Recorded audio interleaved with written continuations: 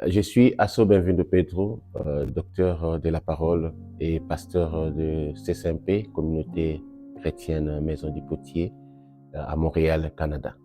Commencer par mon parcours, c'est vraiment au bas âge que le Seigneur m'a appelé comme son serviteur depuis l'âge de 12 ans.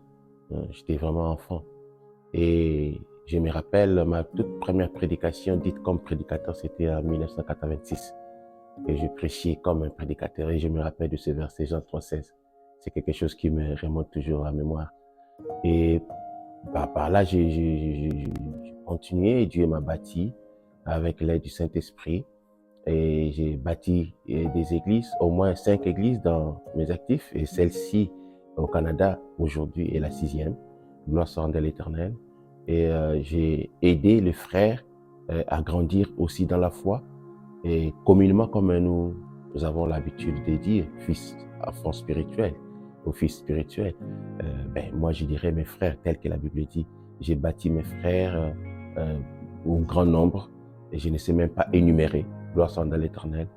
Et aujourd'hui, par la grâce de Dieu, en 2024, je continue toujours dans la foi, comme un frère parmi les frères dans l'Assemblée. Et c'est par cet exercice de la foi et dans cet exercice que le Seigneur m'a donné, je dirais, ce mandat d'écrire. Donc, je suis devenu écrivain par une vocation, et par un appel et par une recommandation de l'Éternel. L'ouvrage m'a pris beaucoup d'années. C'est depuis 1998 que Dieu m'a mis à cœur de pouvoir écrire sur cet ouvrage, ce livre. Et j'ai commencé depuis 1998 et je dirais que je finis le travail en 2023. Donc c'est vraiment un travail qui m'a pris beaucoup trop de temps, et les hauts et les bas tels que le Seigneur l'avait voulu, parce qu'il est le maître des temps et des circonstances. Le déclencheur de ce projet, c'était l'effet que mon intelligence, mes yeux voyaient combien l'Église était dévastée. L'Église avait perdu son sens. L'Église n'était plus fondée sur la pensée de Dieu. L'Église marchait contrairement. C'était en 1998, donc ça ne date pas d'aujourd'hui. Et aujourd'hui, c'est la même chose, c'est le même vent qui était à l'époque et qui continue et qui a accru. Donc c'est cela vraiment qui m'avait poussé, et le Saint-Esprit m'a inspiré afin de mettre en place cet ouvrage. Le choix de ces titres a une si grande représentation parce qu'elle représente l'essence même de la chrétienté, la vie que doit mener réellement un disciple, parce qu'un disciple accompli est égal à son maître. Et on devient accompli quand on est réellement ancré dans la parole. Parce que la Bible dit, vous connaîtrez la vérité, c'est-à-dire vous connaîtrez la parole. Et la vérité vous affranchira, la parole vous affranchira. C'est ça notre fondement. Donc notre fondement, c'est la parole. C'est ça vraiment qui a été l'objet de mes pensées et de mon courage afin de mettre en œuvre ce courage.